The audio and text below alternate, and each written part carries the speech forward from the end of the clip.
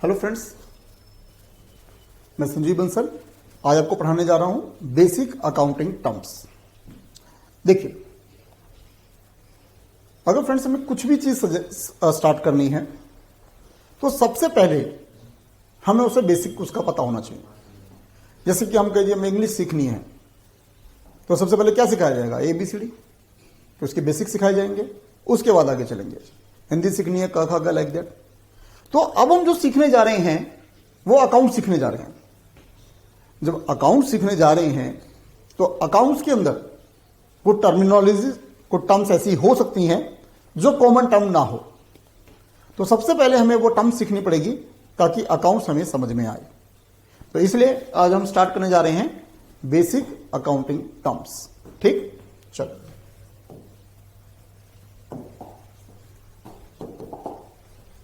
देखिए जी, सबसे पहले बेसिक अकाउंटिंग टर्म्स में पढ़ा रहा हूं मैं आपको बिजनेस ट्रांजैक्शन। जो हम अकाउंट्स बना रहे हैं वो किसके बना रहे हैं? अपने बिजनेस के। तो सबसे पहले हमें पता होना चाहिए कि बिजनेस ट्रांजैक्शन है क्या। तो माय फ्रेंड्स, बिजनेस के अंदर जो ट्रांजैक्शन की मैं बात कर रहा हूं, monetary transaction related to the business. जो भी हम बिजनेस के अंदर मॉनेटरी ट्रांजैक्शंस कर रहे हैं, these are the business transactions. अब ये जो बिजनेस ट्रांजैक्शंस हैं, इसमें वो कोई ट्रांजैक्शन इंक्लूड नहीं होगी जो हमारी घर की कोई ट्रांजैक्शन है। मान लीजिए हम घर का कोई सामान लेकर आए, घर से उठे, दूध दही वगैरह कुछ लाए, घर बैठ गए, तो वो हमारे बिजनेस से कोई रिलेट नहीं कर रही। हाँ, डेफिनेटली अगर उसके पैसे अगर हमने बिजनेस से निकाले हैं तो रिलेट कर रही है, otherwise that not related to business transaction. तो फर्स्ट ऑफ ऑल हमें यह देखना पड़ेगा कि हमारे बिजनेस से कौन कौन सी ट्रांजैक्शन रिलेट कर रही है। जैसे मान लीजिए 1 मिनट के लिए हमने बिजनेस के अंदर कोई गुड्स सोल्ड आउट करनी है, उसके लिए हम कोई गुड्स परचेज कर रहे हैं सप्लायर से, वो बिजनेस ट्रांजैक्शन है। हम प्रोडक्ट को सेल कर रहे हैं कस्टमर को, वो बिजनेस ट्रांजैक्शन है। हमारे जो एम्प्लॉयज हमारे पास काम कर रहे हैं उनको पेमेंट कर रहे हैं, वो बिजनेस ट्रांजैक्शन है। हम अपनी ऑर्गेनाइजेशन के फिक्स एसेट्स, कोई लैंड है, बिल्डिंग है, फर्नीचर है, फिक्सचर है, लैपटॉप है, कंप्यूटर है, कुछ भी ऐसी चीजें खरीद रहे हैं, वो बिजनेस ट्रांजैक्शन है। हमारे ओवर एक्सपेंसेस हैं, बिजली का बिल, पानी का बिल, तो we are meet out these expenses. ठीक, वो हमारी बिजनेस ट्रांजैक्शन है। कहां से कैश आ रहा है कस्टमर के पास, कहां पे कैश जा रहा है, all of these are business transaction. तो ये तो एक छोटा सा मैंने एक एग्जांपल दिया है, नहीं तो पूरे अकाउंट्स में हम बिजनेस ट्रांजैक्शन ही बिजनेस ट्रांजैक्शन पढ़ेंगे। तो सबसे पहले हमें बेसिक अकाउंट टर्म्स में क्लियर होना चाहिए कि हाँ, हमारी बिजनेस ट्रांजैक्शन क्या है। फाइन, चलो। बिजनेस ट्रांजैक्शन के बाद second one is the proprietor. अब क्वेश्चन आता है प्रोपराइटर क्या है? प्रोपराइटर ऑर्गेनाइजेशन का ओनर है, जो जितने भी फैक्टर्स हैं उन सबको कोऑर्डिनेट कर रहा है और बिजनेस का जितना भी रिस्क है, अनसर्टेनिटी है, वो बियर कर रहा है। तो डेफिनेटली उसके रिवॉर्ड में जो भी प्रॉफिट या लॉस होगा वो किसका होगा? प्रोपराइटर का होगा। तो यानी रिस्क टेक होल्डर जो है वो प्रोपराइटर है। बात सुन आ रही है? अब यहां से हम थर्ड से शुरू करने जाएंगे सर, एसेट्स वगैरह लाइक दैट। अब वो मैं शुरू कर रहा हूं आपके साथ। चलिए जी, तो मैंने कहा फर्स्ट हमने क्या पढ़ा?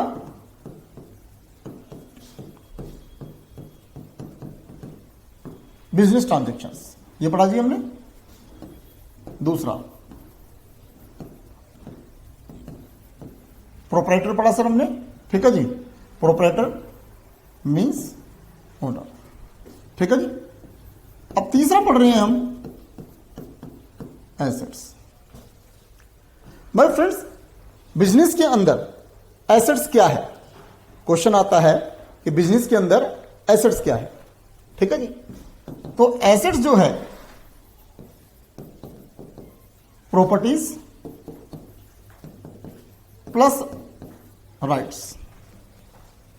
अब जैसे रूटीन लाइफ में तुम कह देते हैं ना सर, प्रॉपर्टीज बोल देते हैं ना, तो अब बिजनेस के अंदर प्रॉपर्टीज बोलने का जरा कस्टम सा नहीं है, ट्रेडिशन सा नहीं है। तो हम क्या बोल रहे होते हैं? एसेट, संपत्ति। ठीक,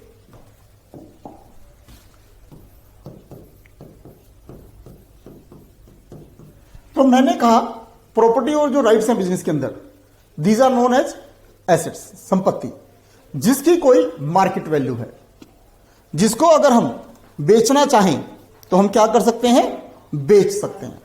if we want to sold out तो हम उसको सोल्ड आउट कर सकते हैं। क्या मेरी बात समझ आ रही है बेटा? गुड। ठीक है जी, एसेट्स। अब मैंने कहा जो हमारे बिजनेस की प्रॉपर्टी और राइट्स हैं उनको फर्दर हम कई हिस्सों में डिवाइड कर सकते हैं। जैसे सबसे पहला हमारा तरीका इसके अंदर fixed assets,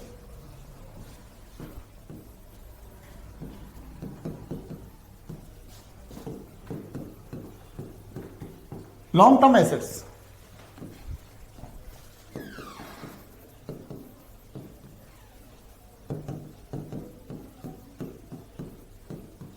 non current assets. बात आ रही है सुन में? Non current assets. अब क्वेश्चन आता है बेटा ये एसेट्स क्या हैं? ये हमारी वो एसेट्स हैं जिनकी लाइफ हमारे बिजनेस में मोर देन ए 1 ईयर है, 1 year reporting period. Assets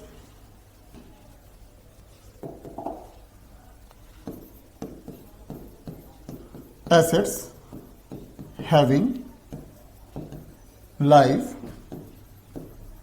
more than a year। और ये जनरली है कि जिनकी लाइफ हमारी एसेट्स की मोर देन ए 1 ईयर है। ठीक है जी, इसमें ऑपरेटिंग साइकिल का भी कंसेप्ट होता है, वो मैं आपको लेटर ऑन बाद में समझाऊंगा क्योंकि थोड़ा सा बेसिक चल रहा है। ठीक है जी, बाद में मैं इसको ऑपरेटिंग साइकिल से मर्ज कर दूंगा इस कंसेप्ट को।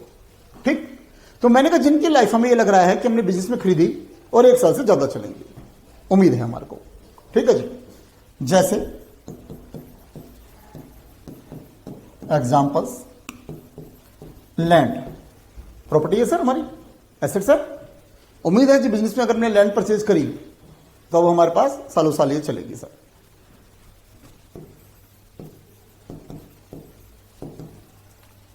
Building, plant, machinery,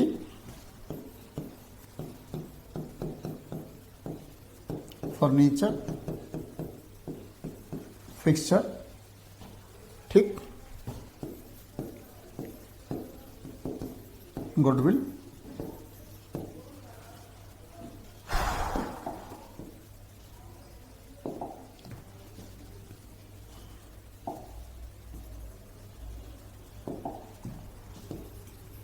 patents, trademark और बहुत सारी हैं। तो देखिए जी, land, building, plant, machinery, furniture, fixture. अब जब हम बिजनेस में इन प्रॉपर्टीज को परचेज कर रहे हैं तो हमारी उम्मीद क्या है कि ये सालों साल चलेंगी, एटलीस्ट 1 साल से ज्यादा चलेंगी। Goodwill, patent, copyright, trademark, brand, image, franchisee. Goodwill, reputation. अगर हम अपनी एक ऑर्गेनाइजेशन की जो गुडविल है, रेपुटेशन है, अगर हम उसे फाइनेंशियल टर्म्स में मेजर कर सकते हैं तो that goodwill can be recorded in the books of accounts. इसमें अकाउंटिंग स्टैंडर्ड 26 वगैरह आ जाते हैं जो मैं लेटर ऑन आपसे डिस्कस करूंगा। तो गुडविल ना एकदम से बनती है और ना एकदम से बिगड़ती है। तो गुडविल को, रेपुटेशन को बनाने में हमें एक अच्छा लाइफ टाइम स्पैन लगाना पड़ता है। तो इसलिए गुडविल जो हुई हमारी लॉन्ग टर्म एसेट्स हुई। पेटेंट्स, फ्रेंड पेटेंट क्या है? अगर एक बिजनेस ऑर्गेनाइजेशन ने अपने लिए कुछ इनोवेशन, कुछ डेवलपमेंट करी है और वो इनोवेशन डेवलपमेंट जैसे किसी प्रोडक्शन से हो सकती है, कोई अच्छा प्रोडक्ट बना दिया उसमें हो सकती है, तो वो इनोवेशन और डिस्कवरी को कंपनी अपने नाम पे रजिस्टर्ड करवाना चाहती है और ये चाहती है कि कोई और ऑर्गेनाइजेशन इसको इस्तेमाल ना कर सके, तो वो उस डिस्कवरी इनोवेशन को अपने नाम पे रजिस्टर्ड करवा लेती है। That's known as a patent. तो पेटेंट कराने का मतलब ये नहीं है कि लाइफ टाइम के लिए वो रजिस्ट्रेशन उस पर्टिकुलर ऑर्गेनाइजेशन का हो जाएगा, एक टाइम पीरियड के लिए होता है। तो उस टाइम पीरियड तक के लिए जो ये पेटेंट हुआ उस कंपनी का, ऑर्गेनाइजेशन का, तो डेफिनेटली जो उसके कॉम्पिटिटर हैं उस पेटेंट को वो इस्तेमाल नहीं कर सकते। तो डेफिनेटली जिस कंपनी ने ये डिस्कवरी करी है, इनोवेशन करा है, तो उसको उसका फायदा मिलेगा बिजनेस के अंदर। तो जब उसको बिजनेस के अंदर फायदा मिलेगा तो ये क्या हो गई, उसकी एसेट्स। तो डेफिनेटली सर ये पेटेंट जो है 1 साल से तो ऊपर हो ही जाएगा, तो इसलिए ये लॉन्ग टर्म एसेट्स हो गई। ट्रेडमार्क, सर ट्रेडमार्क क्या है कि हम कोई अपना एक सिंबल बना लेते हैं, मार्क बना लेते हैं कि हम अपना बिजनेस जहां करेंगे वो मार्क सर शो करेंगे। अब जैसे मान लीजिए वोटिंग होती है इलेक्शन, तो सर जब इलेक्शन हो रहा होता है तो कैंडिडेट का नाम तो होता ही है, साथ में एक मार्क, जैसे मान लीजिए बीजेपी है तो कमल का फूल, कांग्रेस है तो हाथ का निशान, आम आदमी पार्टी है तो झाड़ू का निशान, इट्स लाइक दैट। तो जैसे मान लीजिए कोई इलिटरेट है या कुछ है तो उस मार्क को देख के वो अपना वोट डाल सकते हैं। तो इसी तरह से ऑर्गेनाइजेशन क्या करती है, अपना एक सिंबल, अपना एक मार्क बना लेती है और जहां भी ट्रेड करती है उस मार्क को डिनोट कर देती है, उसे बोलते हैं ट्रेडमार्क। जैसे अब LIC कंपनी है, उन्होंने ट्रेडमार्क क्या बना रखा है, ऐसे हाथ करके बीच में दिया जल रहा है, इस तरह का ट्रेडमार्क। और वो सब जगह जहां पे भी LIC काम करती है वो ट्रेडमार्क छापती है अपना। अब जो विंडो है वो अपना ट्रेडमार्क क्या बना रखा है, उसने विंडो बना रखी है, जैसे 4 उसमें से लाइट शो कर रखी है, तो वो उसका ट्रेडमार्क है। तो इस तरीके से ऑर्गेनाइजेशन अपना ट्रेडमार्क बना लेती है और उसको पॉपुलर करती है, और धीरे धीरे सॉरी उस ट्रेडमार्क की वैल्यू हो जाती है और वो भी एक एसेट्स की तरह काम करती है। लॉन्ग टर्म एसेट्स हो गई, ठीक हो गया जी। तो ये हमने पढ़ा fix assets, long term assets या नॉन करंट एसेट्स, जिनकी लाइफ स्पैन हमने कहा 1 साल से ज्यादा है, ठीक है जी। अब उसके बाद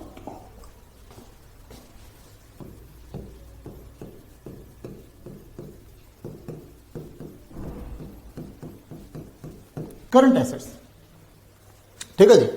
अब जो आपके करंट एसेट्स है इसको मैं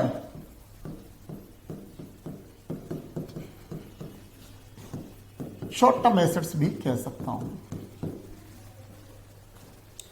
अब क्वेश्चन है सर ये शॉर्ट टर्म एसेट्स क्या है? ये वो एसेट्स हैं जिनकी जो लाइफ स्पैन जो है ऑर्गेनाइजेशन में वो अप्रोक्सीमेटली आप ये मान के चलिए विद इन 1 ईयर है, ठीक है जी। यानी कि ये जो कहानी है वो आपका मोर देन 1 ईयर था, ये अप टू 1 ईयर कह लीजिए आप, अप टू 1 ईयर। तो इसमें बेसिकली आता क्या क्या है करंट एसेट्स में, बिजनेस के पास जो कैश है उसकी संपत्ति है। लेकिन आप मानिए इस बात को कि एक ऑर्गेनाइजेशन के पास जो कैश है वो सेम कैश हम ये माने 1 साल से ऊपर रहेगा, it's not like that. Cash चला जाएगा, दूसरा कैश आ जाएगा, वो कैश चला जाएगा, दूसरा कैश आ जाएगा, ऑपरेटिंग साइकिल। लेकिन एक सेम कैश 1 साल से ज्यादा रहेगा, ये प्रिजम्पशन ठीक नहीं होगी, ठीक।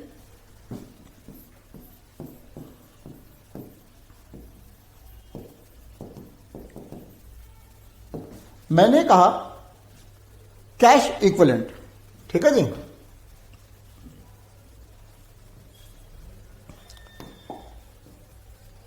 अब कैश इक्विवेलेंट की बात कर रहा हूं, मतलब इक्वल टू कैश, पहला कैश दूसरा कैश इक्विवेलेंट। तो कैश इक्विवेलेंट्स की बात करूं मैं, तो अब कैश इक्विवेलेंट्स में क्या है आपका, आप कह सकते हो सर बैंक। जो एक ऑर्गेनाइजेशन का बैंक में पैसा है it's like equivalent to cash ना, जब चाहे निकाल सकते हैं। बाद में लेटर ऑन सिखाऊंगा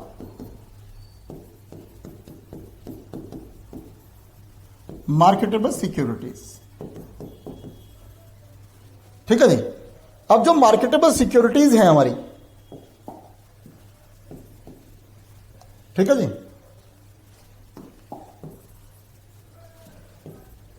तो मार्केटेबल सिक्योरिटीज फ्रेंड्स, अगर कोई ऑर्गेनाइजेशन है और वो रूटीन में मार्केट में काम कर रही है, रूटीन में किसमें, शेयर मार्केट वगैरह, इसमें जब सस्ता हुआ खरीद लिया, महंगा हुआ बेच दिया, रूटीन में। तो आप मानिए सर इस मार्केटेबल सिक्योरिटीज को ऑर्गेनाइजेशन जब चाहे बेच सकती है, उसको बैंक में कन्वर्ट कर सकती है और बैंक से जब मर्जी फिर विड्रॉ कर सकती है। That's what is known cash equivalent. ठीक, तो मैंने कहा करंट एसेट्स में पहले कैश आया, फिर कैश इक्विवेलेंट आया। अब उसके बाद मैंने कहा इनके अलावा other assets that can be converted into the cash generally within a 1 year.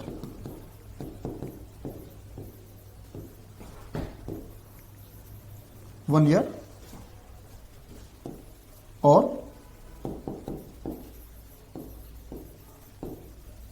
Operating cycle. मैंने कहा आपसे ऑपरेटिंग साइकिल में बाद में समझाऊंगा आपको, अभी आप ये ध्यान करिए विदिन ए 1 ईयर। अब मैंने कहा कैश इक्विवेलेंट में समझ आई क्या? तो अब जो करंट एसेट्स की मैं बात कर रहा हूं, ये वो एसेट्स हैं जिनको हम कैश में कन्वर्ट कर सकते हैं within A 1 year in operating cycle, but generally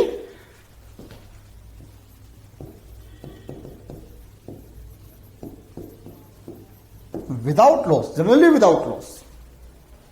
अगर मैं ये विदाउट लॉस नहीं ऐड करता फिर तो फ्रेंड्स किसी भी एसेट्स को बेच लो विदिन ए 1 ईयर।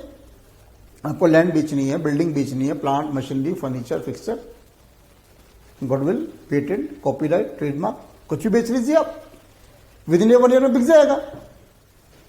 लेकिन विदिन ए 1 ईयर बेचने के लिए हो सकता है उसमें लॉस खाना पड़े, तो वो इसमें इंक्लूड नहीं है। इसमें क्या है हमारा स्टॉक, कि जिस चीज का हम बिजनेस करते हैं उस स्टॉक को हम बेच रहे हैं और मुनाफे पे बेच रहे हैं, that you can say current assets. आ रही बात सुनने? तो करंट एसेट्स का मतलब ये वो एसेट्स हैं जिसको हम कैश में कन्वर्ट कर सकते हैं विदिन ए 1 ईयर। ठीक है जी, 3 चीजें आई। Last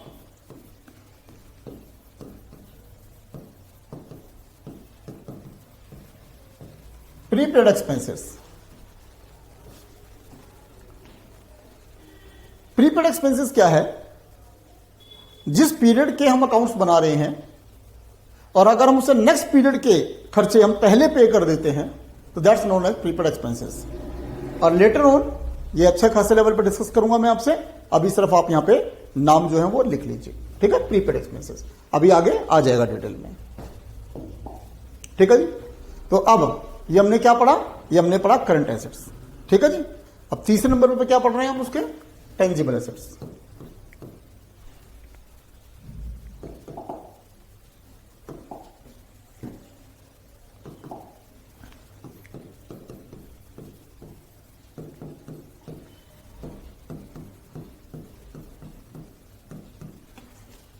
tangible assets.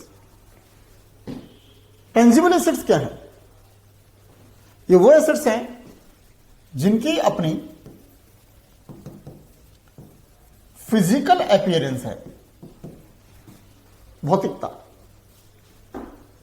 Can be seen and touched, जिसको हम देख सकते हैं, छू सकते हैं। ठीक है, ये वो एसेट्स हैं जिनकी अपनी फिजिकल अपीयरेंस है,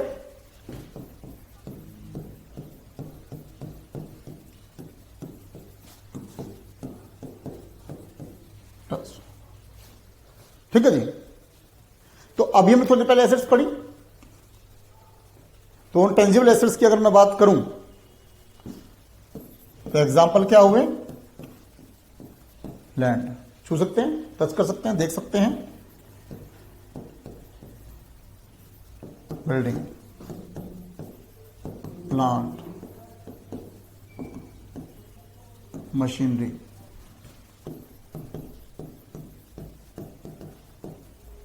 फर्नीचर, फिक्सचर, ये सब एग्जाम्पल क्या है? ये वो एसेट्स हैं जिनको आप छू सकते हो, टच कर सकते हो, देख सकते हो, और बहुत सारे एग्जाम्पल हैं, अभी सब आ जाएंगे। ठीक है, तो ये वो सारे हैं जो भौतिक एसेट्स हैं, फिजिकल अपीयरेंस है। Furniture and fixture.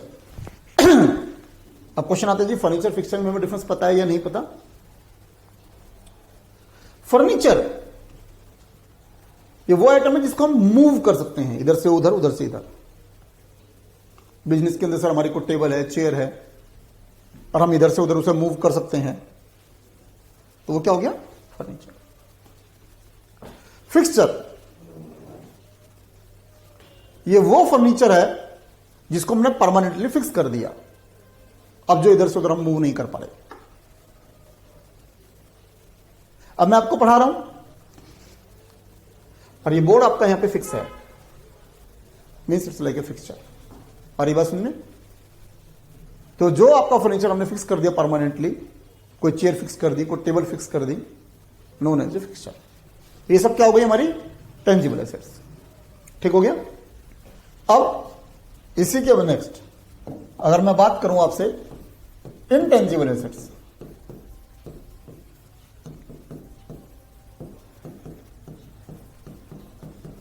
Intangible assets, तो इंटेंजिबल एसेट्स क्या है? जिनकी अपनी कोई फिजिकल अपीयरेंस नहीं है, नॉट हैविंग फिजिकल अपीयरेंस।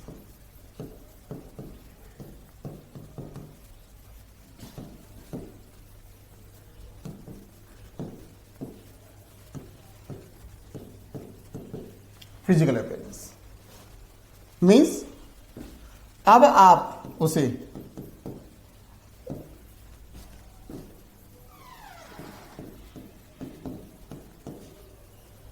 अब उसे हम देख नहीं सकते, टच करना चाहे तो टच नहीं कर सकते। अभी पढ़ चुके हैं ऑलरेडी। Example, goodwill. अब किसी ऑर्गेनाइजेशन की रेपुटेशन, बताइए सर कैसे टच करेंगे, कैसे देखेंगे? वी कैन फील इट, ठीक है ना?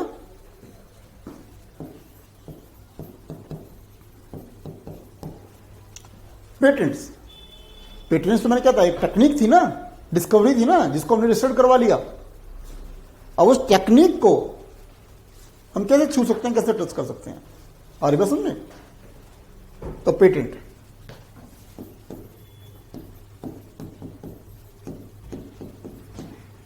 कॉपीराइट्स। फ्रेंड्स, कॉपीराइट क्या है? अब जो मटेरियल मैंने लिखा हुआ है उस पर राइट्स किसका है? मेरा, मीन संजीव बंसल। लेकिन अगर ये कॉपीराइट मैं फर्दर किसी पब्लिशर को दे देता हूं तो कॉपीराइट किसका हो जाएगा? उस पब्लिशर का। जब तक मैंने कॉपीराइट किसी को नहीं दिया, ये मेरी एसेट्स है। अगर ये कॉपीराइट मैंने आगे किसी फर्दर पब्लिशर को दे दिया तो ये कॉपीराइट किसका हो जाएगा? पब्लिशर का, और उसकी एसेट हो जाएगी। डेफिनेटली उसके बदले में मुझे वो रॉयल्टी देगा, नो डाउट। समझ आ रही मेरी बात? तो कॉपीराइट क्या है? एसेट। और फ्रेंड्स, कॉपीराइट कोई फिजिकल एसेट्स तो है नहीं ना कि हम टच कर लें, देख लें, वी कांट सी। अब जो मैटर है सर, वो तो सॉफ्ट भी हो सकता है ना, सॉफ्ट कॉपी में, और वो तो कितनी जगह प्रिंटेड हो सकता है। तो मीन्स कॉपीराइट्स। तो goodwill, patent, copyright, trademark, brand, image, franchisee, ये सब क्या है? ये सब है इंटेंजिबल एसेट्स। ठीक हो गया?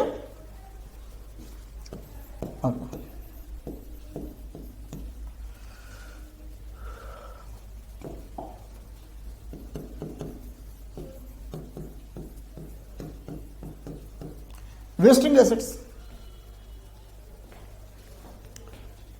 फ्रेंड्स, वेस्टिंग एसेट्स क्या है? ये वो एसेट्स हैं जो हमें गिफ्टेड है बाय नेचर।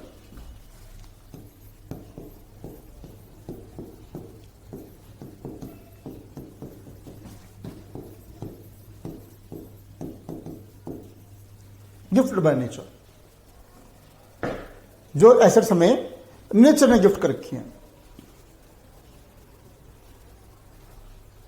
अब मैं आपसे पूछूं, gold, diamond, silver, any other metal, ये किस पेड़ पे उगता है? तो हम भी अपने घर में उगा लेते हैं। तो फ्रेंड्स, इसका मतलब ये पेड़ वगैरह पे नहीं उगता ना। तो ये सारी चीजें कहां से आ रही है हमारे पास? ये क्रूड फॉर्म में हमारे पास माइंस से आ रही हैं।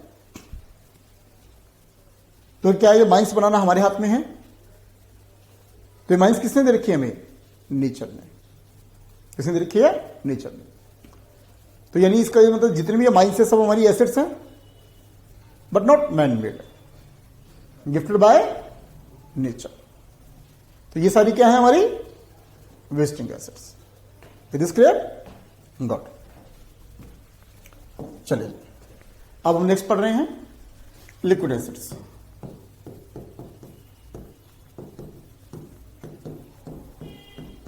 लिक्विड एसिड्स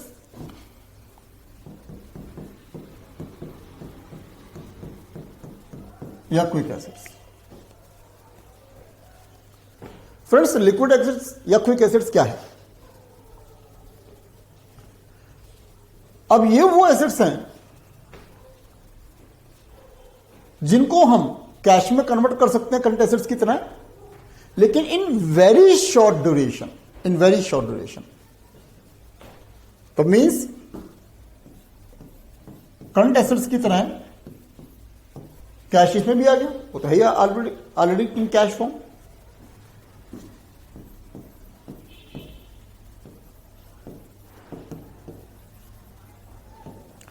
कैश इक्विवेलेंट्स आ गया, बैंक या marketable securities.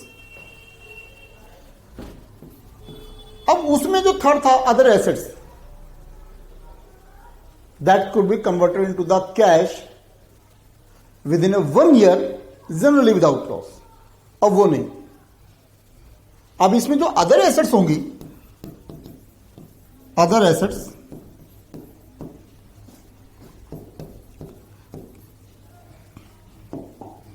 can convert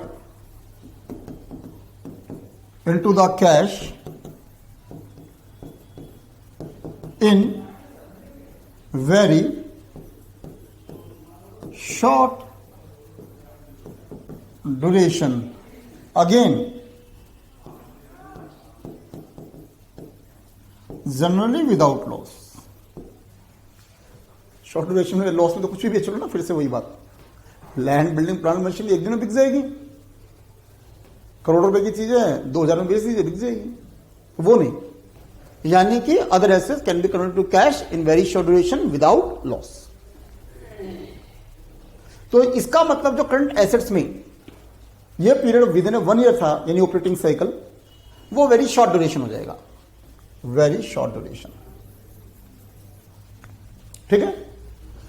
current assets में जो फोर्थ पार्ट मैंने कराया था आपको, वो क्या था? Prepaid expenses. जो एक्सपेंसेस ऑर्गेनाइजेशन ने टाइम से पहले पे कर दिए। ऑर्गेनाइजेशन ने रेंट पहले पे कर दिया, बिजली का बिल पहले पे कर दिया, कमीशन पहले पे कर दिया, सैलरी पहले पे कर दी। क्या लगता है, अगर ऑर्गेनाइजेशन को तो पैसा रिफंड चाहिए तो क्या मिल जाएगा? 99% नहीं। इसका मतलब इसे हम शॉर्ट ड्यूरेशन में कैश में कन्वर्ट नहीं कर सकते।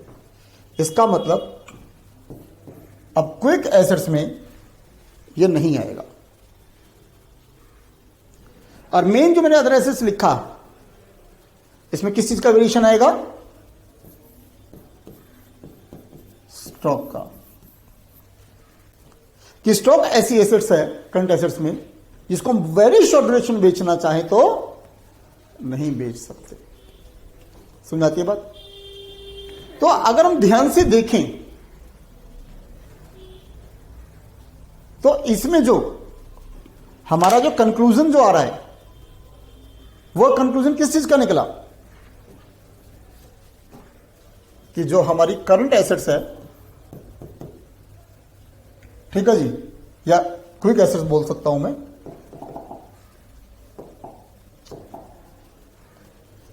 कि जो हमारी क्विक एसेट्स है वो current assets minus stock minus prepaid expenses हुआ।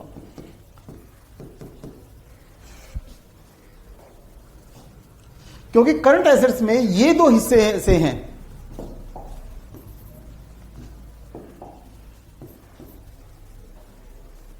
जिसको हम वेरी शॉर्ट ड्यूरेशन में कैश में कन्वर्ट नहीं कर सकते। समझाती है बात? ठीक है। तो ये हमने क्या पढ़ा?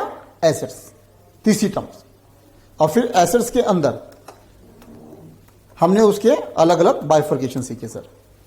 ठीक है, चलिए अब नेक्स्ट पढ़ रहे हैं हम फिक्टिशियस एसेट्स।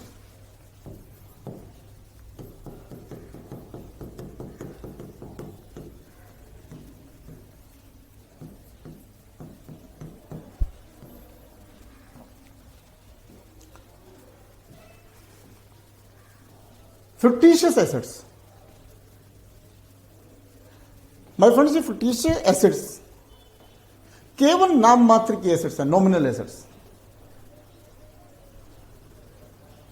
और इसकी कोई मार्केट वैल्यू नहीं है, having know market value.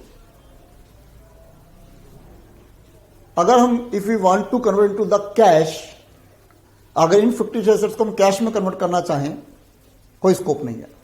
Fictitious assets, इसको समझाने के लिए मैं एक one of the best example ले रहा हूं, और आई थिंक उसके बाद आपको बात समझ आएगी कि फिक्टिशियस एसेट्स क्या है। देखिए, मैंने कहा एडवर्टाइजमेंट। मान लीजिए एडवर्टाइजमेंट के लिए हमने 10,000 रुपीज खर्च करे, और इसका बेनिफिट हमें इसी साल मिलेगा, मींस 2021 से 22। तो सर ये हमारे लिए क्या हो गया?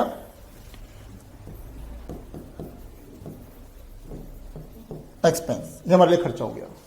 ठीक कहता हूं। लेकिन फ्रेंड्स, अब ट्विस्ट क्या है? मान लीजिए हम एडवर्टाइजमेंट कर रहे हैं और उसके लिए हमने एक कांटेक्ट करा किसी एडवर्टाइजमेंट एजेंसी से, और यह कांटेक्ट करा हमने 2 लाख रुपए सामने एजेंसी से। फर्क क्या है इस कांटेक्ट के अंदर? जो हमने कांटेक्ट करा, यह करा हमने फॉर 4 इयर्स, 4 साल के लिए, कि सामने वाली एजेंसी हमारे लिए 4 साल के लिए हमारे लिए एडवर्टाइजमेंट करेगी। तो अब इसकी इंप्लीमेंटेशन अगर हम देखें तो 2 लाख रुपीज हमारा 4 इयर्स, 4 साल के लिए एक्सपेंस है।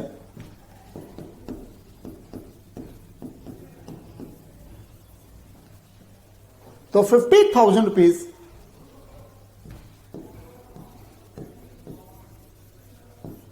पर ईयर का हमारा खर्चा हुआ। लेकिन फ्रेंड्स, हमारी जेब से इनिशियली गए कितने हैं? 2 लाख, और खर्चा कितने का है? 50,000। तो कहीं ना कहीं हमारी ऑर्गेनाइजेशन अब थोड़ा सुकून से बैठी है कि 4 साल तक के लिए अब हमें एडवर्टाइजमेंट के लिए कोई पेमेंट नहीं करनी, और ये एडवर्टाइजमेंट एजेंसी हमारे लिए एडवर्टाइजमेंट करके रहेगी। तो थोड़ा सा भी इस इंप्लीमेंटेशन को अगर हम देखें,